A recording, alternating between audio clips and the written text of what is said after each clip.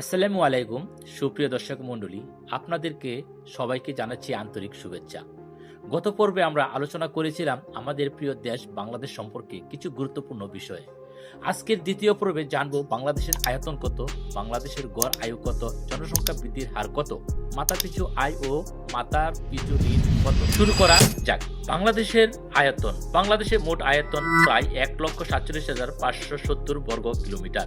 ভৌগোলিক দিক থেকে এটি দক্ষিণ এশিয়ার একটি ছোট্ট দেশ, কিন্তু অত্যন্ত ঘনবসতি দেশ। উত্তর ভারত, পূর্ব ভারত, মিয়ানমার, দক্ষিণে বঙ্গোপসাগর এবং পশ্চিমে ভারত, এইভাবেই বাংলাদেশে একটি গুরুত্বপূর্ণ ভৌগোলিক অবস্থানে অবস্থিত। বিশ্বের মানচিত্র ছোট্ট হলেও জনসংখ্যার দিক থেকে বাংলাদেশে অনেক বড় শক্তিশালী একটি রাষ্ট্র। বাংলাদেশের গড় আয়ু।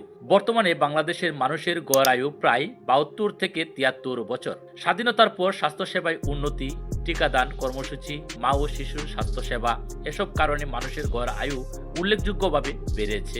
এক সময় যেখানে গড় আয়ু ছিল ৫০ বছরের নিচে, এখন তা ৭০ বছরের উপরে, যা বাংলাদেশের জন্য গর্বের বিষয়। জনসংখ্যা বৃদ্ধির হার। বাংলাদেশের বর্তমান জনসংখ্যা প্রায় ১৭ কোটিরও বেশি।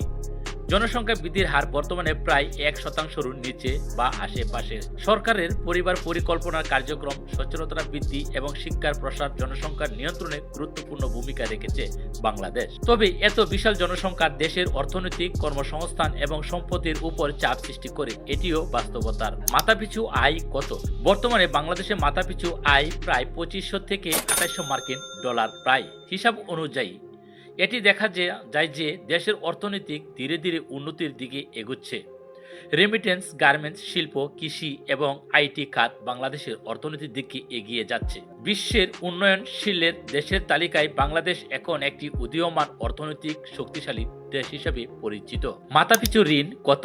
বাংলাদেশ সরকারের অভ্যন্তরীণ এবং বৈদেশিক ঋণ মিলিয়ন গড় হিসেবে একজন নাগরিকের মাথাপিছু ঋণ দাঁড়ায় আনুমানিক ১ লক্ষ টাকারও প্রায় বেশি হিসাব অনুযায়ী।